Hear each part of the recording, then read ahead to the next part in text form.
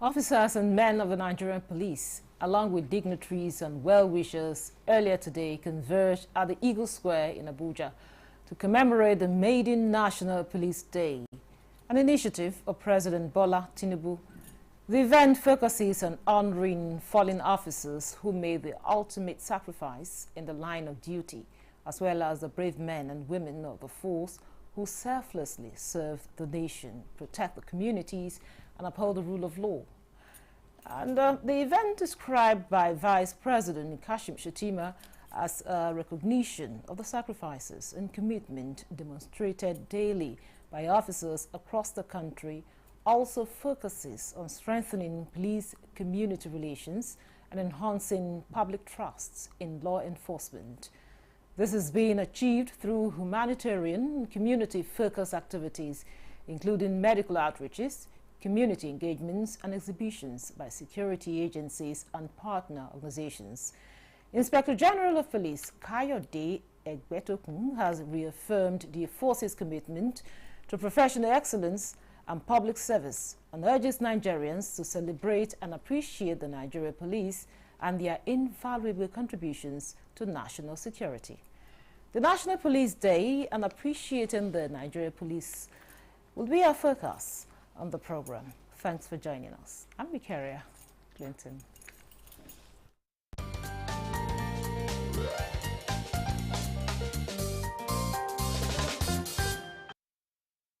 Now with me in the studio for the conversation is Dr. Habila Joshak. He's a former Deputy Inspector General of Police.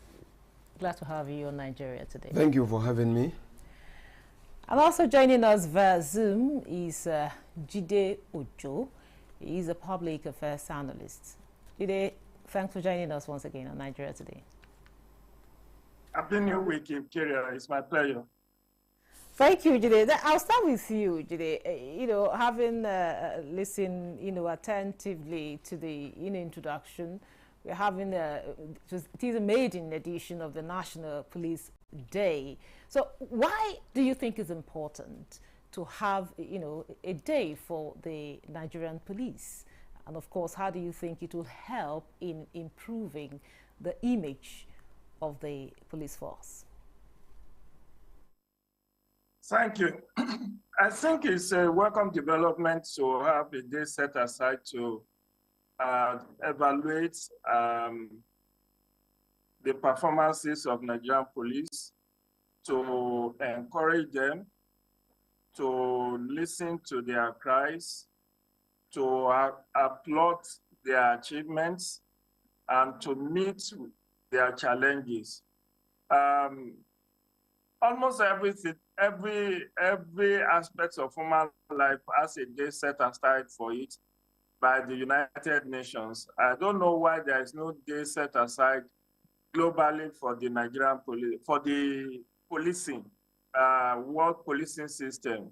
We know we do have Interpol, international police, but whether there is one at the UN level or not, I think this having a day set aside to celebrate, to evaluate, to understand the challenges Nigerian police is facing is a worthwhile and well thought through notion. As a Nigerian who have lived all my life in this country, I know the Nigerian police system has come a long way, depending on where you want to benchmark it, whether the pre-colonial or the colonial or the post-colonial period. But we do know that even in pre-colonial times, we have the policing system in place, which is supervised by the traditional rulers. And when the British colonialists came over 100 years ago, they introduced a more modern policing system. And from that time, we have the Nigerian police.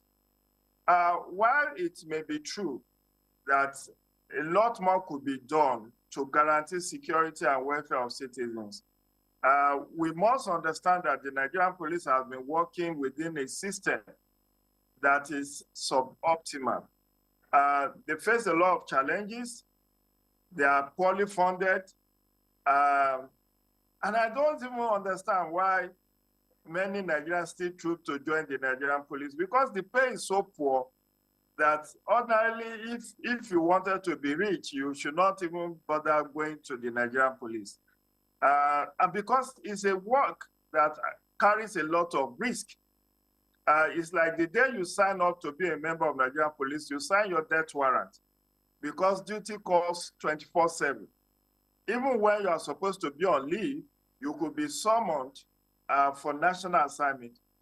Many Nigerian police officers and men really enjoy family lives because they are perpetually being deployed from one state to the other. While they are settling down in one place, they could be deployed or, what's it called, transferred.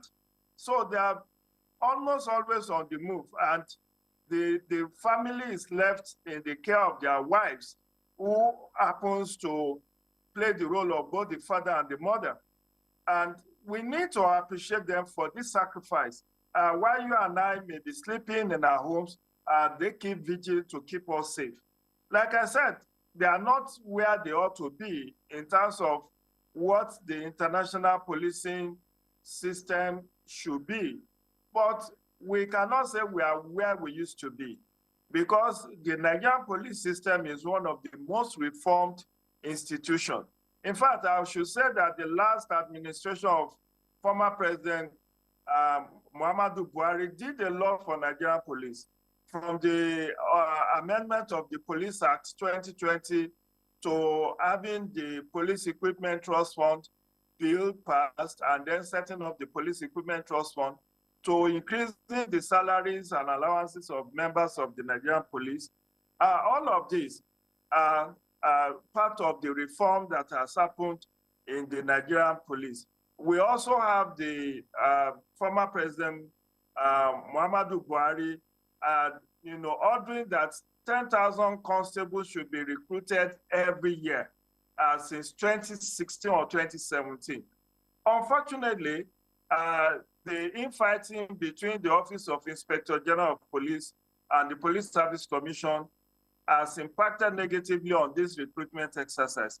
So much so that in the last three Inspector Generals have had a running battle with the Police Service Commission leadership on who has the right to recruit constables. And this has ended up in litigation up to Supreme Court. To you, so that we'll talk about some of the issues you've raised. Thank you so much for that opening remark there. Now, Dr. Joshak, of course, Julie has mentioned some of the issues I would love us to talk about. Be that as it may, we still have to, mention them. I also want to have your own input on this National Police Day, a day that has been set aside for the police. And also, I would also want to, because Julie has mentioned that the police force, the Nigerian police, the men and officers have been working under some optimal situations. So I would want you to highlight some of the biggest challenges confronting the Nigerian police. Yes, there are a lot of things, but I want to say that it's a very welcome development to have the police day, where police officers, including the junior officers, have the opportunity to put forward some of their challenges. This opportunity were discussed, I learned that it's been a week. And so they've gone through a lot of things, trying to put them right, asking what the problems are for those of them that are deployed to the, into the forest and what have you. The officers and men, the men themselves, that are the tools, are beginning to believe that the senior officers and others have been able to realize what contribution they're making for the security of this country. And so there was a lot of discussion and what have you, and they have the opportunity to talk with the most senior officers and then look at some of the gaps because in some cases, a lot of the officers, the junior officers, are capable of taking and executing some activities, but the logistic might not be there, and they may not be able to voice out. And that's why we're saying that this is the beginning of, locking the senior officers and the junior officers, including the citizens of the country, to be able to feel free to let the police know some of the things they're doing that is not pleasant to the state. And so this is a welcome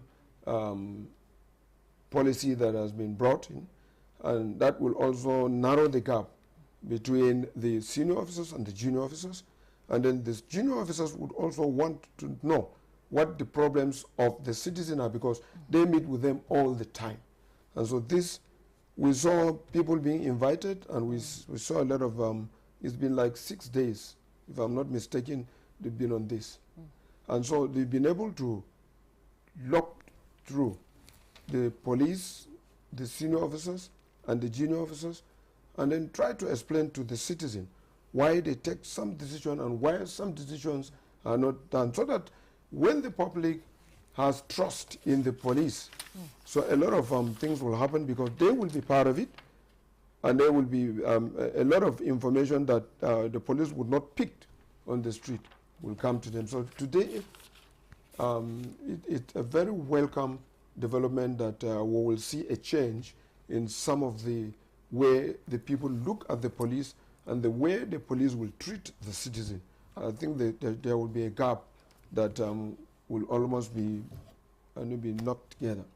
Okay, before I go back to Jide, let me ask, what does it really mean to you, seeing this day, that officers and men are being appreciated for the sacrifices, they are making to their country, having been there, having served, and now you're on the other side. Yes. Watching. So what does it really mean to you? What has happened with this new innovation is an encouragement for the junior officers who are deployed everywhere. They're found everywhere. They will now know that their importance in the community and in this country. And they also have opportunity also, like I learned they've been on this for like 1 week. They've been able to cross fertilization. They talk with the senior officers.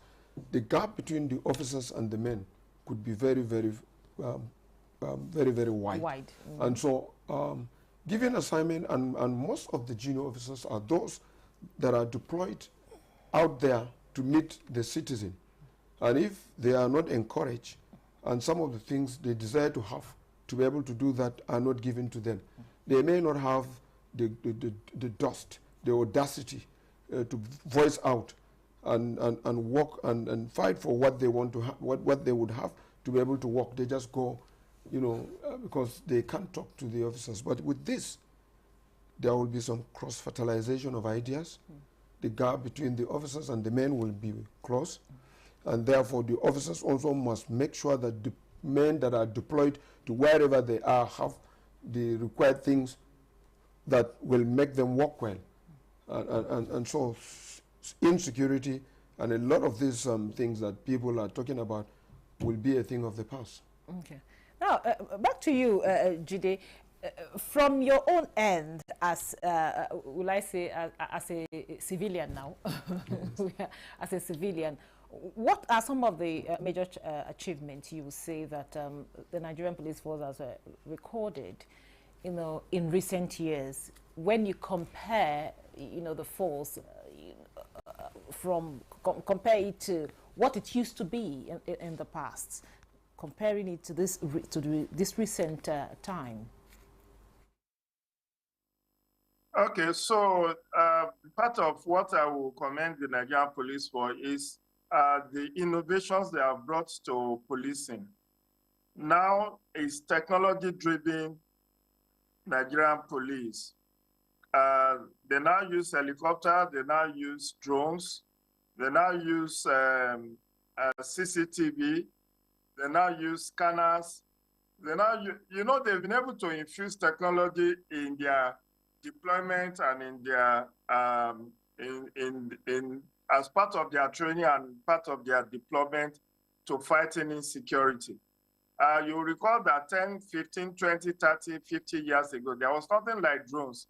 There was nothing like computerization of the policing system, even in issues around fingerprint analysis and all of that. Forensic laboratories just had preliminary equipment.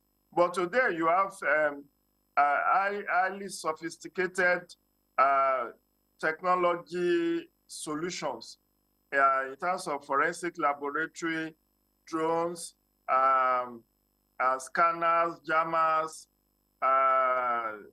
and other communication gadgets, even communication gadgets that they can now use in terms of intelligence gathering and in terms of fighting crimes. Now, Nigerian police has a subsidiary that has to do with cybercrime, a whole department dealing with cybercrime issues. And so it has grown. You also must understand that it's from the Nigerian police. You have organizations like NCDC, Nigerian Civil Defense, carved out. It's from the Nigerian police that you have the Federal Road Safety Commission carved out. It's from the Nigerian police you have the EFCC and ICPC carved out. So they have given birth to these children, quote and unquote, even though many of us see it as balkanization of the Nigerian police system, because, you know, there is a fraud unit in the fraud department, anti-fraud department in Nigerian police. So it is that anti-fraud department now that has been scaled up in the formation of EFCC. And you now see that even for the last, for the last two chairmen of EFCC, that's Bawa. Is it Bawa that was there before the Olukoyede that is there now? All the former ones from New Ribadu to Magu, to Lamode, to Farida Waziri, they were all members of the Nigerian police. And most of the personnel of EFCC up to like 5 years ago were largely drawn from the Nigerian police. So a lot has happened to Nigerian policing system. They've been able to work out innovative ideas. Crime fighting, intelligence gathering has now gone sophisticated. Even the criminal investigation department of the Nigerian police are now operating more efficiently and covertly, unlike in time past, because now you have very sophisticated gadgets through which you can collect intelligence. Even wristwatch, ball pen, pen that we used to write could be used to gather intelligence, to record crime scene. A lot has happened, and Nigeria has been able to key into it. And when you also look at our relationship with Interpol, I think the last, one of the very top-ranking Interpol leaders was from Nigeria, who finished his tenure just last year, a member of Nigerian police who was holding very high position at the level of Interpol. So we have achieved a lot, even in terms of peace mission. Nigerian police have been able to contribute meaningfully to peacekeeping mission in several countries, from Sierra Leone to Congo DR to Somalia to Sudan to Liberia. They have been there on the global peacekeeping mission, and they have performed excellently well.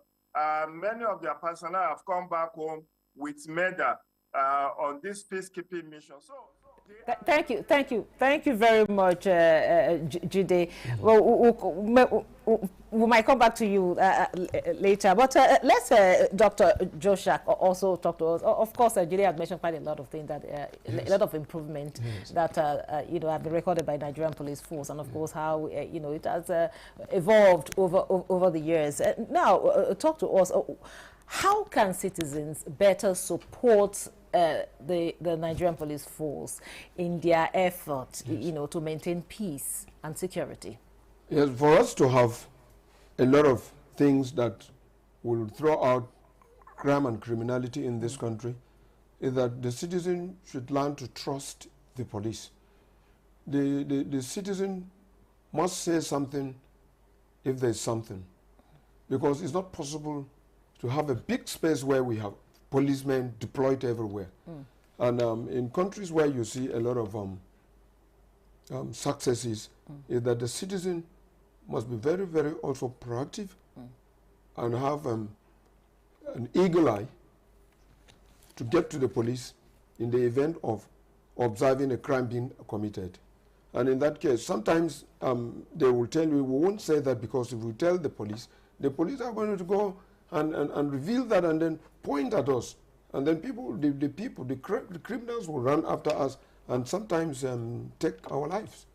And so I think with all of these new changes, we expect a situation where the citizen of this country must create trust in the police that we now have. And that's why you could see that there's a lot of seminar. We could see also that there's some improvement in some equipment. And then the IG of today, have extended a lot of training that gets to almost everywhere. And so every person is being sensitized to know that it is not as usual, and we must go with the modern, and we should be able to look at all of this. And that's why the international police community knows everywhere that you go, whether it's this and that, there are 1 or 2 police officers involved. We have a lot of officers here who are leading African police and beyond African police because of what they've shown. And so we're getting there. And we continue to appeal to the government that security apparatus and making good security in any country, particularly here in Nigeria, you have to spend quite a lot of money. And sometimes, the budget are not enough. And that's why sometimes some of the things that we require to have. But as of now, there are a lot of, there are some improvement, because if you go to the command here, you will see the new commissioner of police have displayed equipment that at a touch, these vehicles will be able to run up a large portion of the country, of the state, or of Abuja, by deploying them. Okay. Now, yes. Jide, in 30 seconds, Dr. George Akei has mentioned that the citizens must trust the police. Now, what other improvements would you want to see in the Nigerian police force to enable the citizens better, appreciate and trust the police?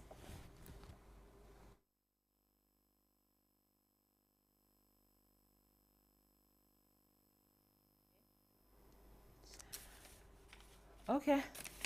So, Dr. Joshua, I wanted to say something about it, just in 30 seconds. Yes. In 30 seconds, what improvement do you think, that on your part, that you should do, have that will make the citizens trust you, yes, and appreciate you?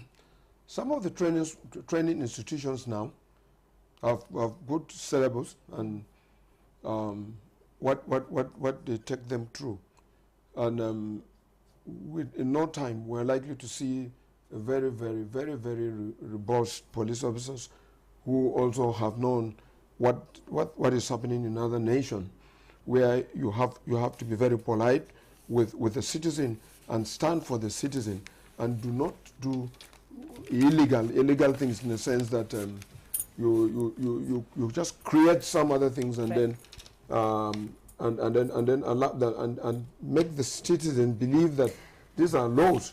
And so what I'm saying is Nigerians should trust the police, Thank you. and work with us. Thank you so much. Yes. Well, this is where we draw the curtain on today's episode of Nigeria Today. A very big thank you to Dr. Bella Joshak, who's a former Deputy Inspector General of Police. Thank you so much for coming on the program. Thank you for having me. And also we had Jide Ojo that joined us via Zoom. He's a public affairs analyst. Jide, thank you so much for joining us on the program. And thank you for being part of the program. Clinton. Goodbye.